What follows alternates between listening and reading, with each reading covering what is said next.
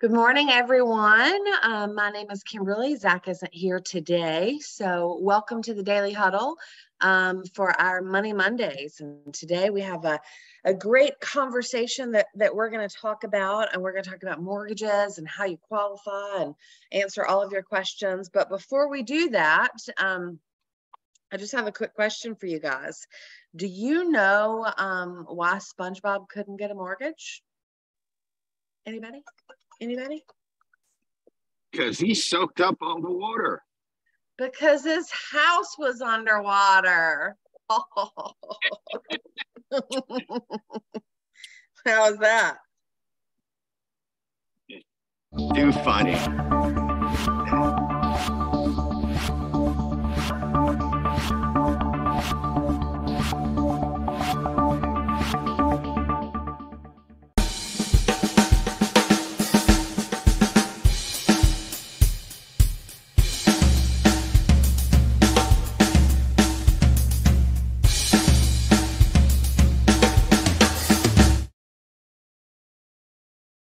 Well, good morning, everybody. I hope you love my SpongeBob joke. I know it was super cheesy. I had to honor Zack since he's not here today and make sure that y'all had your daily dose of cheesy jokes.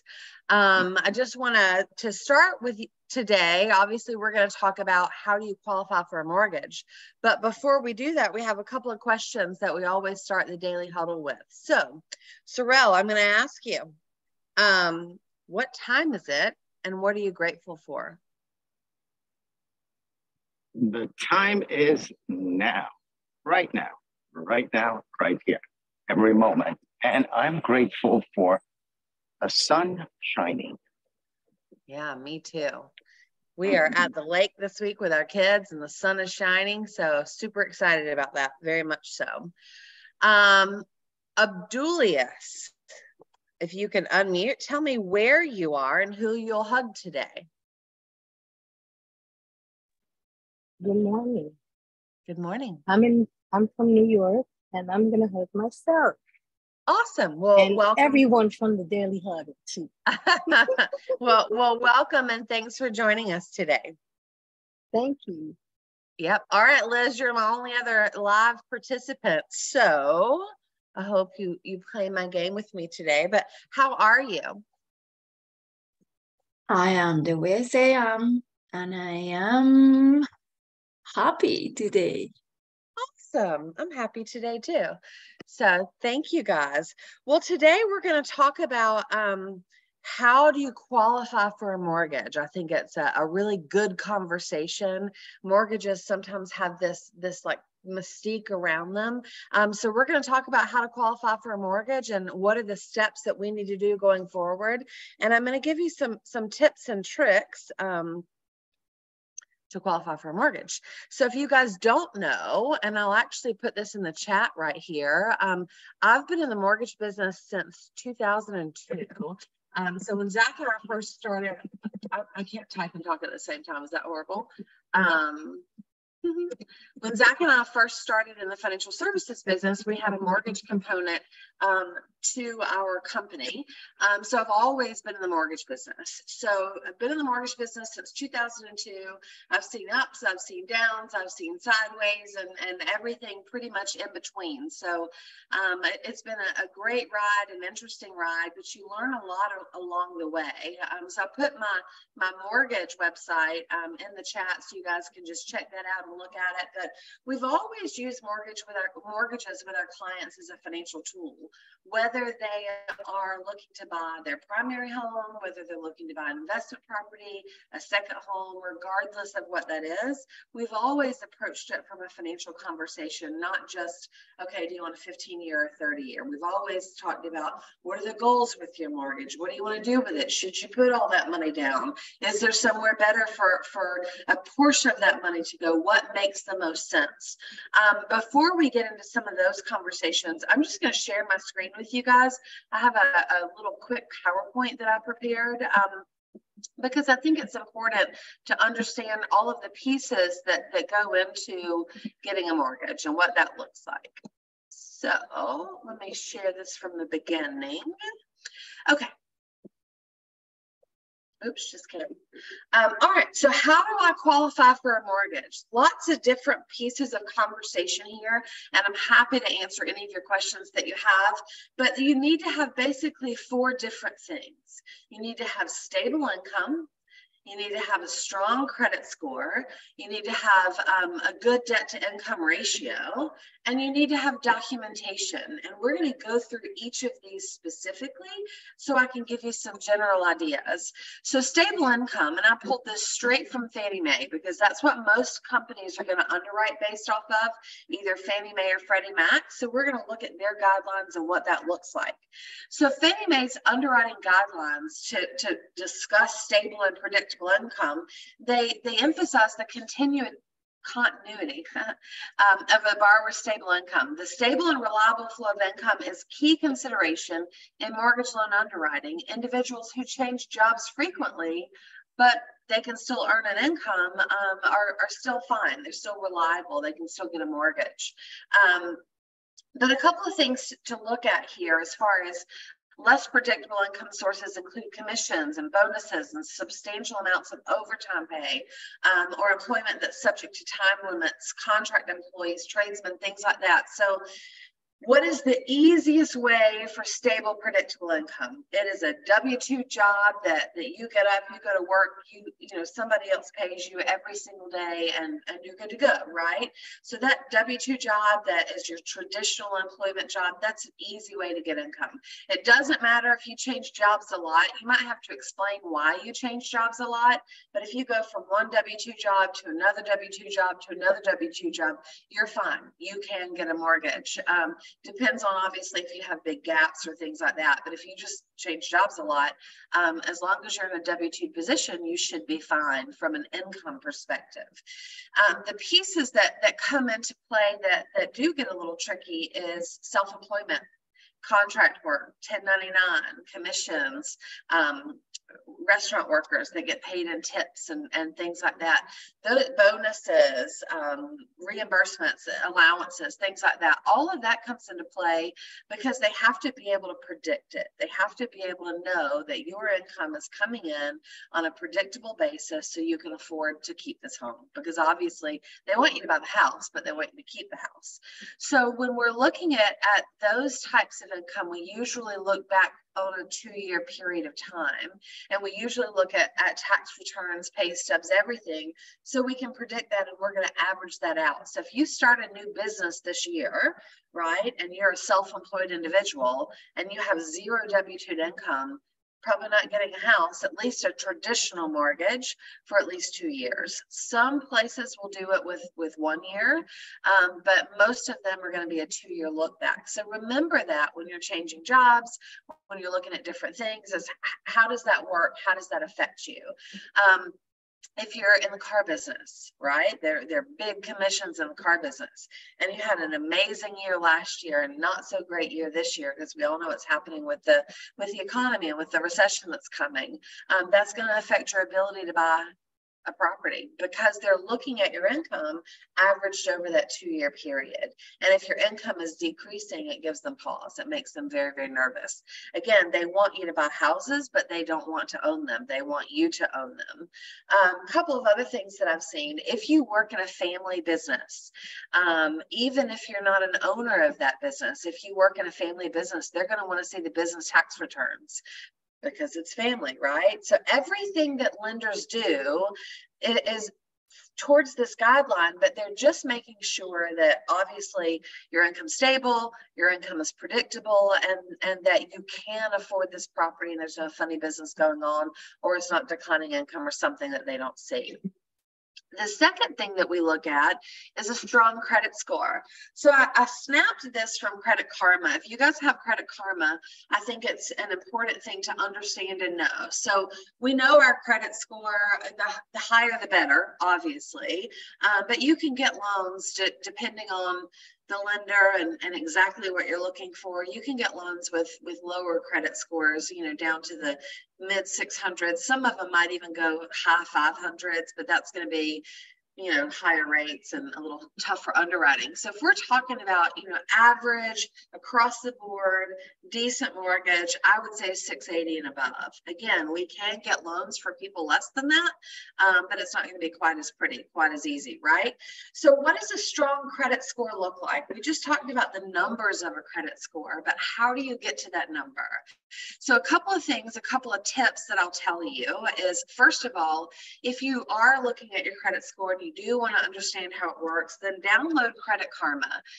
Credit Karma is free, and it's something that if you're aware of how things work, you can kind of teach yourself and allow yourself to pay attention to your credit and what you're looking at. So I would tell you to keep your balances at 30% or below. Some companies are going to tell you to keep your balances at 10% or below, but the lower your balances, obviously, typically the more that reflects on positive credit reporting.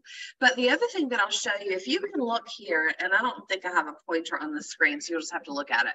But this is a Discover Bank just snapshot from my Credit Karma, right? So Discover Bank reported on August the 3rd. Okay, and it reported my payment, it reported my balance, it reported my credit limit, everything. But if you look all the way down at the bottom, it shows the last payment made was on July 28th. So again, and I've had this tip before, I'll say it again while we're on this slide, but put all of your credit cards, at least your minimum payments, on automatic recurring monthly payment. You don't have to pay it off every month. You can figure out how that works for your budget and for your credit score and whatever you're trying to manipulate from that perspective. But make sure at least your minimum payments are set to come out of your account every single month by the due date. And so that's how my payments are set on all of my credit cards, right? On anything that I have, my mortgages, my car loan, anything that I have, everything is set on that automatic payment. So if you look at this example at the bottom, my last payment on this Discover card was July 28th. So when I made this payment on July 28th, because I know how my payments are set, I know that that was the minimum payment that was due on this card, and that was the date that the minimum payment was due, because all of my minimum payments are set on auto pay, right? And if I want to pay it off, I'll just go pay it off at a different time whenever I think about it, but at least I know my payment's covered. But if you look at the very top under where it says Discover Bank, it wasn't reported until August the 3rd. So most people, if they're trying to play this credit game, right? And by credit game, I mean, they're trying to have zero balances or lower balances or 30% or 10% of what they're using. They try to do that, and they want to make sure that that's done by the payment date, right? And then they're like, oh, yes, I made it. And they get so excited. And then they go out, because what is that, 5 days between my payment date and my report date? They go out, and in that 5 days, they use their credit card again. And using that credit card again means that when it reports, then it's going to show whatever balance I have at that time. So if you're trying to play that credit game, you need to make sure that your payment and your balances look the way you want them to look by the report date, not necessarily by the payment date. Obviously, you have to make your payment by the payment date, but you need to make sure that it stays that way until it is reported. And then if you want to use it, use it. But how do you know when the report date is? If you go into your Credit Karma and you click on your different credit accounts, it will show you your payment date, just like mine does, and it will show you your reported date, just like mine does. So then you'll have an idea of what that looks like. I learned this. We had Rusty Bressy on here with Score Navigator a few months ago, and this is one of the things that he taught me using through using his system and hearing him talk in some of our financial seminars and things like that. And it was mind-blowing, because I have been in this business for over 20 years. I have done mortgages for over 20 years. I knew you had to pay it by your payment date, but I didn't know that the report date was a lot of times different than your payment date. So I thought that was pretty fascinating, and I hope it helps you guys too. So obviously, strong credit score, how do you do it? Set your minimum payments on auto pay, period. End of discussion, not even a conversation to have. And then if you're trying, like I said, to play the balance game and just make sure that it looks the way you want to, then make sure that that happens by the report date, not necessarily by the payment date. So the third thing that we're going to look at is your debt to income ratio. And depending on the lender, depending on the program, whether it's Fannie Mae or Freddie Mac or FHA, then you're going to have some variation here. I will tell you that all lenders use an automated underwriting system, right? Whether it's desktop underwriter, desktop originator, loan prospector, it doesn't really matter what it's called, but Fannie Mae and Freddie Mac are both going to use an automated system. And when we put everything in that automated system, so you guys know you do a loan application online, we put everything in and everything's in that automated system. We double check your income and your assets and just that everything that you say matches, then we're just going to transfer that information over to one of their automated underwriting systems. Those automated underwriting systems, for the most part, tell us if we can go forward or not. And a lot of that is based on your debt to income ratio. So there's a rule of thumb in the industry that you're going to want to be in back end ratio between 42 and 43%. I've seen much higher approvals. A lot of times that comes with compensating factors, more assets, great credit, whatever. But just for rule of thumb, understand how it works. So to have to calculate your debt to income ratio, what do you look at? Basically, you look at your monthly expenses, your monthly credit reporting expenses. So it doesn't matter about your power bill, it doesn't matter about your cell phone bill, it doesn't matter about your car insurance, it doesn't matter about any of that. It matters about the stuff that we're going to see in your credit report. And you divide those monthly expenses by your gross monthly income. That means before taxes, which is a big deal. Some people don't know that. So I think it's important to see how that works. So we're going to go through a couple of these because I think there's a couple of things for you guys to understand. On house payments, when we're calculating your debt to income for house payments, if you have properties, obviously all of those are included as well. But if this is your first property that you're buying and you don't have any other house payments in your debt to income ratio, then we're still using everything associated with this house. So that's going to be your house payment, your principal and interest on your mortgage, right? That's going to be your homeowner's insurance. If you have flood insurance, that's going to be your flood insurance. If you have an HOA, that's going to be your homeowners association dues. If you have property taxes, which we all will, that's your property taxes. Even if you aren't escrowing, and escrow means that you're paying those taxes and insurance monthly to the mortgage company, and then they pay them once a year on your behalf. Even if you are not escrowing, even if your homeowners association dues are not really going to be included in your mortgage, we have to bundle that entire thing together and we have to count it against you, because ultimately that is a cost associated with your property. So some people miss that. If you have rental properties and other properties out there, when we're gathering the information of all of those properties, we also have to have property taxes, homeowners insurance, HOA dues, all of that to make sure that we're calculating your debt to income ratio properly. Car payment, you guys get that. Credit card bill, they're going to use your minimum payment, not your balance. So it doesn't really matter what you owe as long as your credit score is good. It matters what your payment is. So that's important to know. Student loan debt.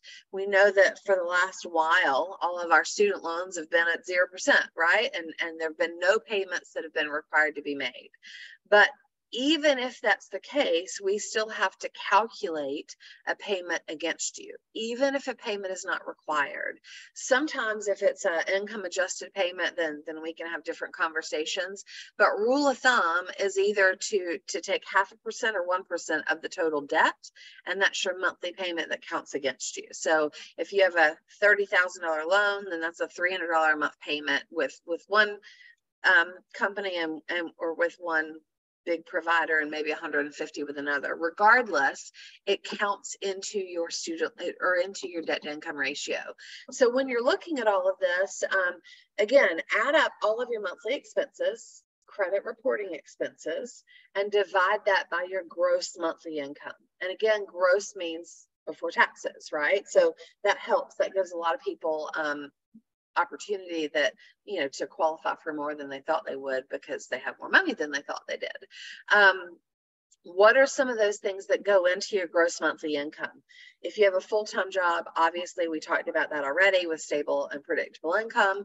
If you have a part-time job, then you're going to have that for at least 2 years, so we can show that you also have a part-time job, and that is just part of who you are and what you do. If not, then we're not going to be able to calculate it. Alimony, if you receive alimony, if it is proven in a divorce decree and we can show proof of payments in that, then you're going to be able to count that towards your income. Same thing with child support. You can count that if we can prove it. Your retirement income, you can count retirement income. You can count if you have an IRA and you're pulling out $3,000 a month, as long as we can show that that has started before we close on this mortgage and that it will continue for at least a minimum of 3 years, we're good to go. Disability income as well. So think about all of your income pieces, and all of those go together to create your gross monthly income. So even though it doesn't sound simple, it is literally just dividing your total monthly expenses by your gross monthly income, and that's going to give you your debt to income ratio. You'll hear people talk about front end and back end. Front end just simply means your entire mortgage expense divided by your gross monthly income. Back end is everything. To me, I think back end is probably most important, but both of them matter. And then finally, what else is needed to get a mortgage? How do you qualify? Documentation.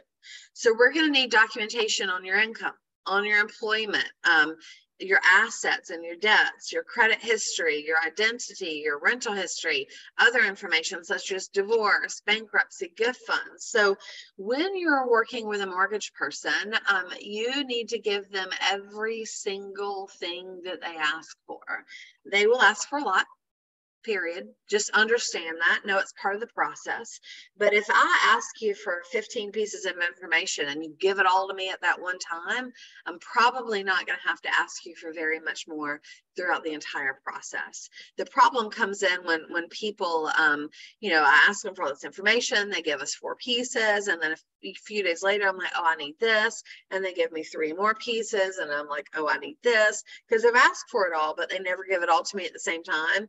And then they think I'm nitpicking and, asking for so many things, and really ask for it typically in the very beginning. And the only reason I don't have it is because you didn't give it to me. So just know that if your lender asks for it, they need to see it. And the more you give them up front, the more forthcoming you are, the easier it's going to be for everyone, because we want to close your loans. Fannie Mae, Freddie Mac, FHA, everybody wants to close your loans, right? But we also have all of these check boxes that we have to cover and we have to go forward with in order to make sure that everything works. So when a lender closes your loan, at the end of it, and I'll stop this share, at the end of it, they sell those loans typically to Fannie Mae, Freddie Mac, somebody like that. And in order to sell those loans, they have to have checked all these boxes. And if they don't check the boxes, then that mortgage company has to service that loan until they can get it off their warehouse line. So that could be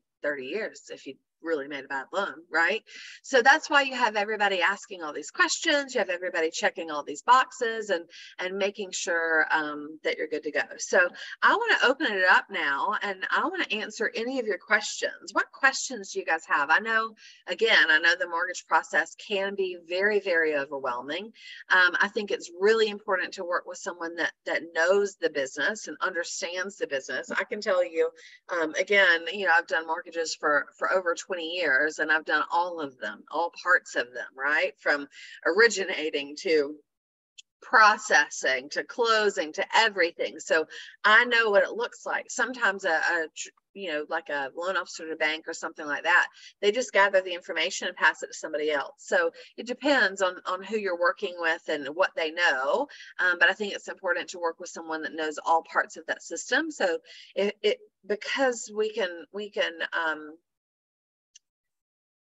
kind of look forward and know any obstacles that you might face and talk about it in the very beginning, which you're going to want to know, right? If I can't buy this house, I'd rather know today than 30 days from now. So tell me, what are my obstacles? What are we looking for? So what questions do you guys have? Y'all just like to hear me talk, so you just want me to keep talking? Hey, Sorrel, what question do you have? I have this question about using, let's say you're a first home buyer and you've got a great job and you can qualify for just about anything you want. Should you get a 15-year mortgage or a 30-year mortgage? Well, as with anything in the financial world, I'm always going to answer it with it depends. So it depends. In my professional opinion, both as a mortgage person and a financial professional that looks at all of that as a financial tool, I personally think that you should have the longest, cheapest mortgage you could ever have, because lots of reasons. I think for typically you can make more money outside of just sitting inside the walls of your house, because your equity has zero rate of return, right? Because the money sitting inside the walls of your house don't earn money. You don't realize that equity until you sell it or refinance it. So unless it's just on paper, it's not really an asset until then, right? Couple of other reasons. I think that cash is king. So if you had the ability to have that extra money, then put it somewhere else to work for you, not just in the walls of that house. Most people aren't going to live in their house for 30 years or even 15 years. I would tell you that the average refinance is 5 to 7 years. So every 5 to 7 years, people are refinancing, even if they're going to stay in that house forever, because rates are going to be cheaper. If you're buying a house right now, 2 to 3 years from now, I promise you, you're refinancing, because hopefully we cut it in half, right? Like that's just going to happen. So in my opinion, you get a 30-year mortgage, you pay the 30-year mortgage payment, and then you move forward and you do something different with the rest of the money, my opinion. Another tip that I think is important to note, if you have a husband and wife, and again, this is because I'm a financial advisor and a mortgage person, so I think about it differently than a lot of your mortgage people, but I think it's really important, and I think it sets us apart as far as thinking about it from your entire picture. But if you have a husband and a wife, and they can go in and like we're at the lake this week, if Zach and I wanted to buy a lake house, if I could qualify for this lake house by myself, I should buy it by myself. Why? Because that gives us his income later. If we find another property, he doesn't own this house. He doesn't have this debt. It doesn't count against him. If we're both on this mortgage, then basically, in essence, we've cut our income, our buying power in half, because we're obligated on the same note. And the full payment counts against me, and the full payment counts against him. So I always tell people in situations like that, if one person can carry it, like the primary mortgage is in my name. Why? Because we want to buy the property, and Zach has all of his income now, right, to buy other houses. And that's just the way it works. So tips and tricks like that. We're both on title though. So if something were to happen, then he owns the house. He's just not obligated on it from a credit perspective. So lots of different things. If you really work with someone that's more than just a ticket taker, and they can kind of talk you through it and walk you through it, there's some really fascinating pieces in the mortgage world to look at. But I hope that answers your question. I know I rambled and said a lot of different things, but if it were me, I would always choose a 30-year mortgage. And if I had a 40-year mortgage option, I would choose a 40-year mortgage option, always and forever, if it were me. Yeah, so really, a mortgage is part of the overall financial picture, as opposed to let me hurry up and pay this house off. Correct. Yeah. And for most people are average, normal, everyday people, right? They can't afford to fund their retirement and pay their kids' college education and pay their house off. So one of those things goes away, right? So if they're focused on paying their house off and they're not planning for retirement, what's going to happen? They might have a free and clear house, but they still can't retire because they still have, things that they didn't plan for. So I'm not saying don't pay your house off. I don't know that I would ever pay my house off. I don't think that's ever in my financial plan, but I'm saying don't do it yet. I'm saying make sure everything else is prepared and ready and exactly the way you want it to be, and then you can look for it. But accelerating a mortgage would never be my my goal.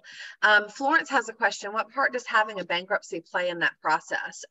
It does play a part. So depending on the type of bankruptcy, if it's already fully discharged, if it's a Chapter 13 or something like that, then you're going to have to pay that out before you can qualify for a mortgage typically. And there's a waiting period. So it can be done. And there are also some subprime lenders that aren't just the traditional conventional lenders that will take more risk and do things at a different time. But it can be done, but it's a little more difficult. So the biggest thing is, let's just make sure that we're all upfront about it.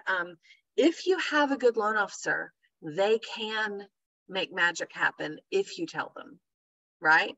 You got to disclose it. You got to talk to them. You got to let them be your friend, and then they can figure it out. There are places that will take business that might not be our traditional avenues, but we need to know that that's what we're looking for before we get started. So with that being said, we are out of time. So my mortgage website is in the chat. So you see that up there. My mortgage company is in Alpharetta, Georgia. So it's inloans.net/Kimberly. So really, really easy to find me and see there. But before we sign off, we have a couple of tenants that we're going to talk about. But we also have our live in-person event this Saturday in Alpharetta. It's on August 12th from 10 to 5. And we are so super excited to see you guys there. Sorrel or Gio, if you could put the registration link in the chat, that would be awesome. But the website is thedailyhuddleevent.com. And again, we'd love to see your smiling faces. This is the first time that all of this crew has ever been in person together. So we're looking forward to it. It's going to be a jam-packed day full of information and education and fellowship and friendship and just all of the warm fuzzies that happens when we're all together. So I look forward to seeing you guys on Saturday. And to close it out, we're going to remember our 8 tenets. So the first thing is to love, laugh out loud, stress less, eat mostly plant-based, give, sleep, move, and check yourself before you wreck yourself. See you Saturday, guys, and tomorrow morning on the Daily Huddle as well. The name of my company, just for you, Florence, is Neighborhood Mortgage. And if you stay on right when we're done, then I'll give you my specific information.